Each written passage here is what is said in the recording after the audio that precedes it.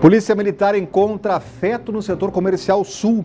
Motorista bêbado atropela a PM durante confusão em bloco de pré-carnaval. Na Asa Norte, em Ceilândia, idoso morre atropelado perto de faixa de pedestres. E em Planaltina, 2 pessoas morreram baleadas durante festas no fim de semana. E mais, o MEC divulga a lista de aprovados no SISU. Olá, eu sou Rodrigo Orengo e trago para vocês agora as notícias do Band Cidade, primeira edição.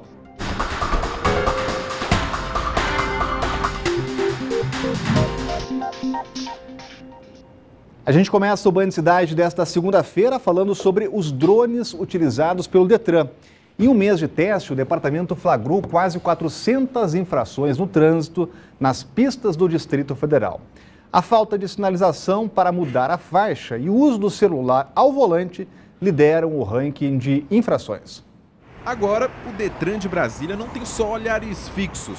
A tecnologia adotada para flagrar motoristas que não largam o celular da mão ao dirigir ou não usam o cinto de segurança, por exemplo, está nas alturas. O equipamento, desde dezembro, está sendo usado por agentes. Mesmo passando despercebido em muitos lugares, divide opiniões. Fiscalizando cinto também é útil, né? Porque a legislação está aí para ser usada. A fiscalização fica maior, mais segura, né? Mais meios. Tecnologia é bom por causa disso. Fiscalização no trânsito é válido? Não. Para nós é um absurdo. Por quê? Que nós já somos fiscalizados direto, para que mais drone? Um dos objetivos é esse: registrar lá do alto o motorista infrator. Com as imagens, o agente de trânsito passa as características do motorista para o outro colega. Aí, na viatura, o agente faz a abordagem e aplica a notificação. Trabalhando dessa maneira, em um mês, os agentes flagraram 382 infrações no trânsito. Nestas imagens feitas na saída do Parque da Cidade, o drone registrou este carro e um motociclista furando o sinal vermelho. Foi observado, em primeiro lugar, a não utilização de seta para mudança de faixa de direção e, em segundo lugar, como não poderia ser, o uso de aparelho celular, seja para digitar, seja para falar. Só nesta blitz no eixo monumental, o uso do equipamento ajudou a identificar 19 motoristas embriagados. Do alto, os fiscais que monitoravam a gravação filmaram este motorista trocando de lugar com carona para fugir da blitz logo à frente. A equipe que estava em uma viatura fez a abordagem. Segundo os agentes, o motorista estava alcoolizado. Neste outro vídeo, o motorista fura o bloqueio do Detran. Ao avistar a viatura, ele entra no estacionamento. Durante a blitz, 13 carros foram levados para o depósito. 3 pessoas estavam sem carteira e 2 dirigiam com o documento suspenso. De acordo com o departamento, a intenção em um mês com os drones foi de alertar os motoristas e, ao mesmo tempo, fazer os últimos testes. Esse objetivo é realmente fazer um levantamento, fazer um estudo, divulgar para os condutores que as vias estão sendo vídeo monitoradas e assim que forem colocadas placas de vídeo monitoramento, aí sim os drones vão começar a notificar. A intenção do departamento da direção é adquirir mais drones para colocar em mais vias, sempre com o objetivo maior que é a preservação da vida no trânsito.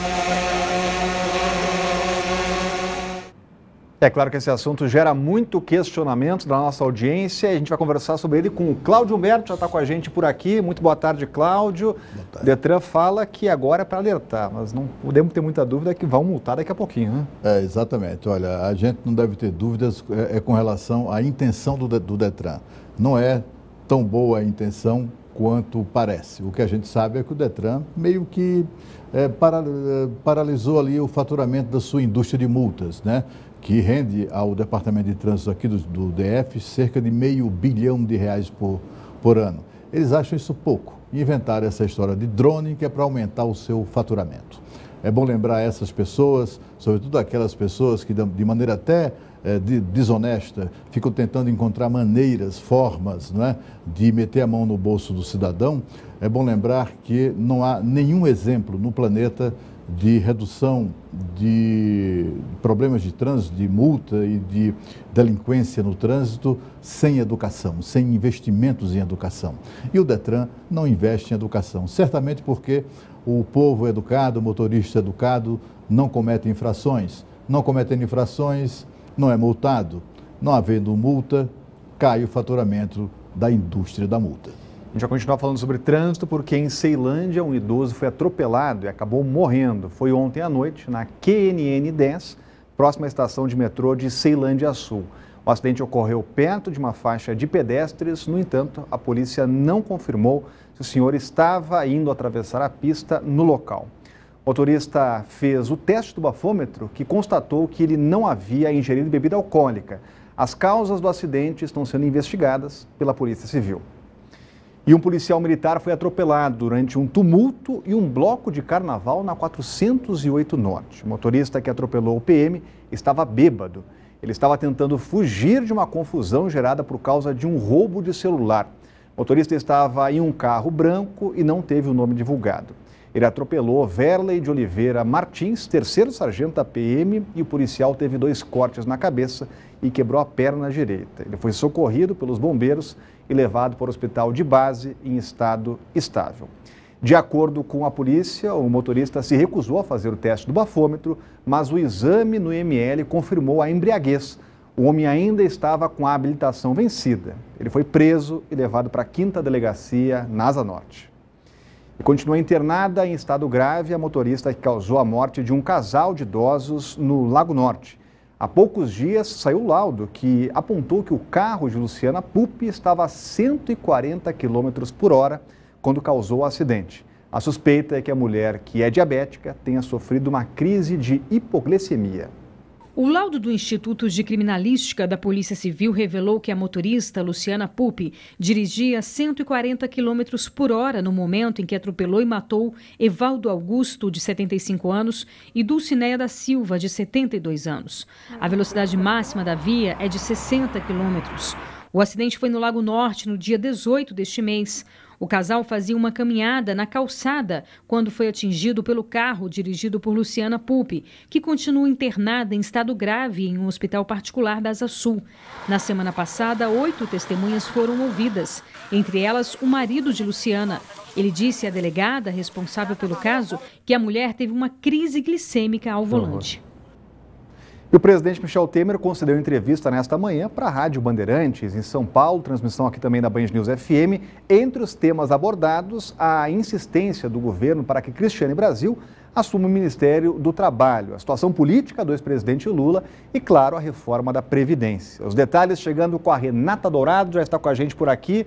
Um bom dia, uma boa tarde, Renata, até porque essa entrevista aí repercutiu muito já, né? Repercutiu porque ele falou sobre vários assuntos, né? E foi para a Band News FM lá em São Paulo. Muito boa tarde para você, Rodrigo. Uma excelente tarde, uma excelente semana para todos que estão aí nos acompanhando. Então, com relação à reforma da Previdência, o presidente Michel Temer disse estar bastante confiante, bastante otimista com relação à aprovação dessa reforma. A gente lembra que já tem data, dia 19 de fevereiro, para essa sessão, para essa votação lá na Câmara dos Deputados. De acordo com cálculos do próprio governo, o governo ainda não tem os votos necessários, são necessários pelo menos 308 votos para aprovação, mas vem conquistando. Essa semana também vai ser uma semana de muitas reuniões, de muitos contatos. Então, o presidente Michel Temer disse estar bastante confiante, disse que o governo conseguiu modificar a comunicação com o público, conseguiu mostrar para as pessoas a importância dessa reforma da Previdência, inclusive para acabar com privilégios. E isso repercute também no próprio Congresso Nacional. Ele disse aí que entre as dificuldades que o governo teve para aprovar essa reforma da Previdência, teve o fato de ele ter sido denunciado pelo Ministério Público, isso no ano passado. Ele disse que embaralhou um pouco esse cenário aí, complicou um pouco esse cenário, e também esse ano ser um ano de eleições. Só que ele entende aí que, apesar de ser um ano de eleições e que os deputados e senadores têm uma certa dificuldade em aprovar temas polêmicos, ele acredita que o fato de já ter convencido aí a sociedade, isso vai repercutir também no Congresso Nacional. Vamos ver um trecho dessa entrevista. O período é um período pré-eleitoral. Então é natural que os deputados, né, eles têm as suas angústias relativamente à reeleição para deputado federal.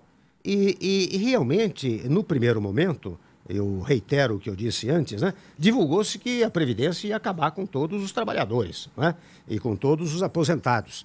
Agora, com o esclarecimento, eu penso que está mudando esta concepção.